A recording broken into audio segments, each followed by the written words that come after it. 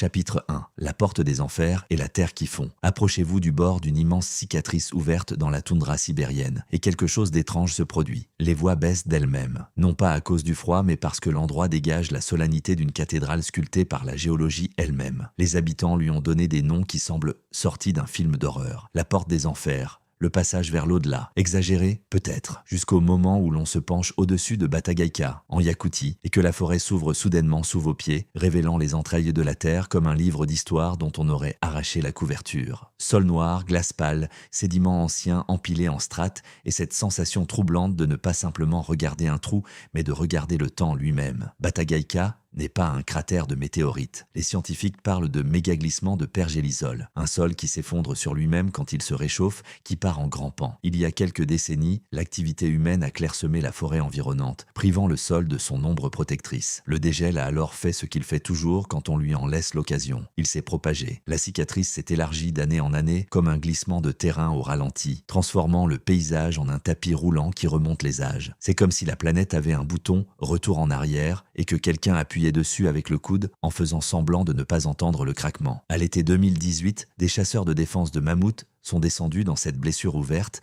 animés de motivations bien modernes. L'argent, la curiosité et peut-être l'espoir d'une histoire imbattable à raconter. Leur travail était déjà surréaliste. Fouiller les ossements d'un monde disparu, comme des chasseurs de trésors qui préfèrent leur or avec une bonne dose de préhistoire. Chapitre 2, un poulain intact sorti des glaces. Mais Batagaïka leur a offert quelque chose qui a stoppé net, même les fouilleurs les plus aguerris. Pas des os, pas le contour d'un fossile. Un poulain, un cheval de l'âge de glace reposant là, presque entier. Une peau sombre et coriace, des sabots encore en place, des crins de queue accrochés comme si l'animal venait tout juste d'être saisi par un vent ancien et soudain. Puis est venu le détail qui a poussé les scientifiques à peser chaque mot. Dans les vaisseaux de ce poulain, les chercheurs ont signalé la présence de sang liquide. Liquide, pas de la poussière, pas une tache sèche, pas le résidu friable auquel on s'attend après des dizaines de millénaires. L'idée qu'un fluide rouge puisse être prélevé à la seringue depuis un animal mort il y a près de 40 000 ans fait basculer le récit. On n'est plus dans l'excellente conservation, on frôle la suspension biologique. Sur la plupart des spécimens anciens, les fluides disparaissent. Les tissus s'effondrent en ombres sèches. Ici, le pergélisol n'a pas seulement congelé le poulain, il l'a maintenu dans une sorte de pause naturelle. Un espace réfrigéré si précis qu'il commence à ressembler à une démonstration de la planète. Et c'est là que le récit cesse d'être une curiosité de musée pour sonner comme un avertissement. Car Batagaïka ne révèle pas seulement le passé, elle le restitue. Et elle le fait selon un calendrier dicté par le réchauffement climatique. Chaque été, les parois reculent, le sol s'affaisse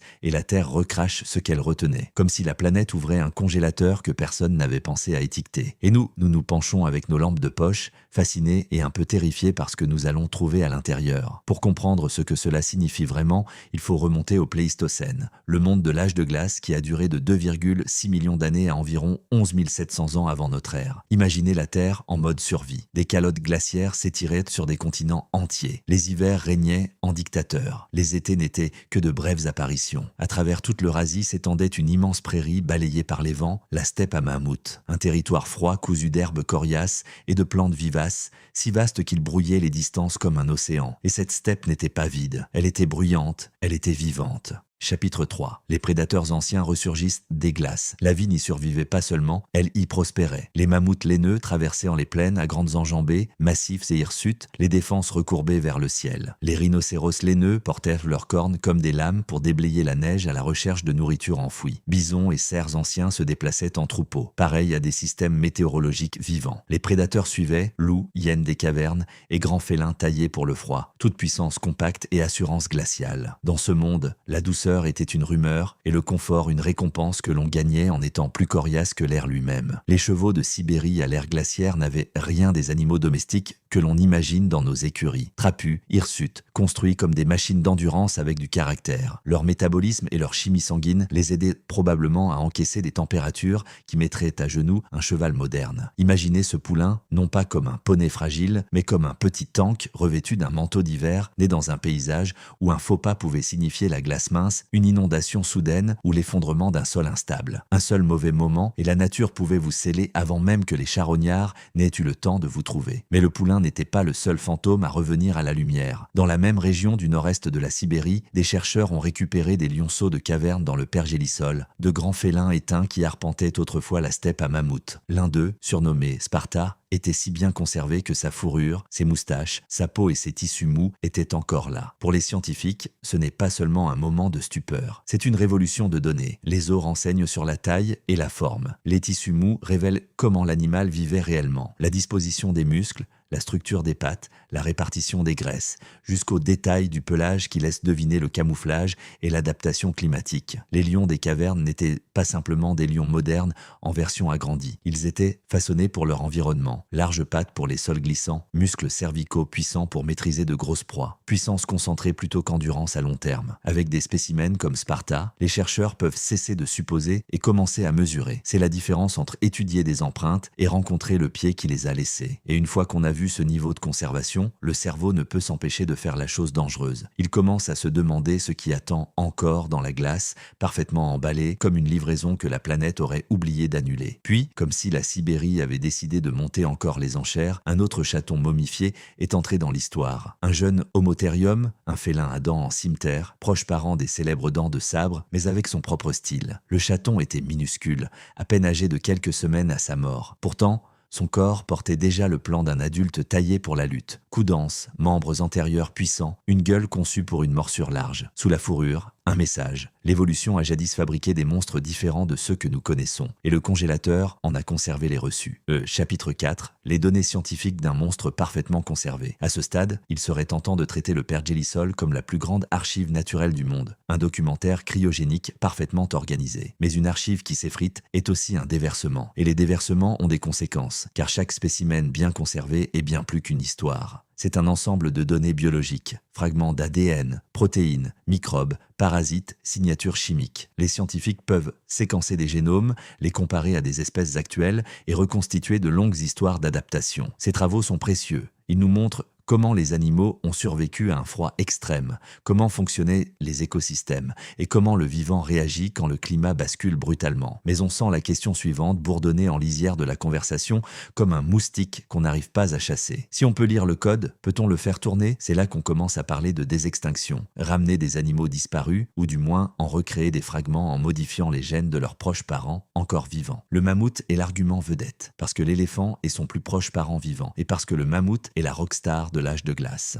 Mais soyons honnêtes, un mammouth vivant ne serait pas une curiosité. Ce serait un animal immense, social, intelligent, avec des besoins, des humeurs et une vie de famille. Si vous pensez que les éléphants modernes savent tenir rancune, imaginez ajouter 40 000 ans de contentieux non réglés dans le groupe de discussion. Et pendant qu'on y est, un bref rappel. Quand les gens entendent préhistorique, beaucoup pensent immédiatement aux dinosaures. Les dinosaures sont magnifiques, mais ils appartiennent à un autre chapitre. Les dinosaures non aviens ont disparu il y a environ 66 millions d'années. Les capsules temporelles du Pergélisol, elles, sont des phénomènes de l'âge de glace, quelques dizaines de milliers d'années, parfois un peu plus. C'est suffisamment récent pour que les tissus mous et les traces génétiques survivent, mais beaucoup trop récent pour nous livrer un tyrannosaure en parfait état. Non, la Sibérie ne cache pas un T-Rex congelé. L'âge de glace est déjà suffisamment étrange sans emprunter des monstres à une autre ère. Le vrai dilemme n'est pas de savoir si nous sommes capables de faire des choses ingénieuses avec la génétique ancienne. La question est, le devrions-nous? Si vous ressuscitez un animal de l'âge de glace, où va-t-il? Dans un zoo, un laboratoire,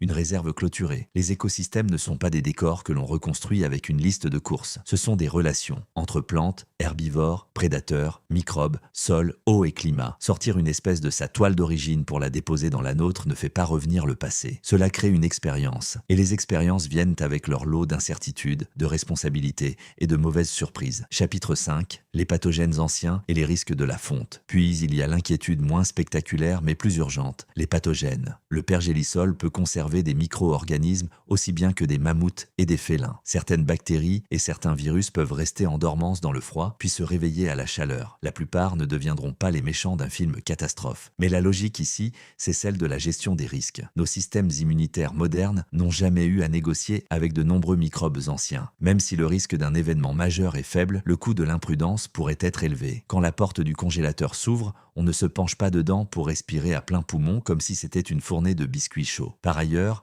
le pergélisol recèle un autre secret qui prive les climatologues de sommeil, le carbone. Des quantités colossales de carbone organique sont emprisonnées dans ces sols gelés. Au fur et à mesure que le sol dégèle, les microbes se mettent à digérer cette matière, libérant du dioxyde de carbone et du méthane, des gaz à effet de serre qui font monter les températures, ce qui dégèle davantage de pergélisol, ce qui libère davantage de gaz. Une boucle de rétroaction avec la chaleur émotionnelle d'un contrôle fiscal. Batagaïka, aussi spectaculaire qu'elle soit, n'est qu'un symptôme d'un processus à l'échelle planétaire. Et il se produit bien au-delà d'un seul cratère en Sibérie. Alors, ce poulain au sang liquide n'est pas seulement un miracle de conservation, c'est un panneau indicateur. Il suggère que la Terre peut se modifier assez rapidement pour qu'un jeune animal se noie dans la boue lors d'un événement soudain, soit scellé dans le froid et attende des dizaines de millénaires qu'un monde plus chaud le libère. Sparta est plus qu'un lionceau. C'est un instantané d'un prédateur conçu pour une planète plus froide. Le chaton d'Homotherium est plus qu'une curiosité. C'est la preuve que l'évolution a jadis fabriqué des corps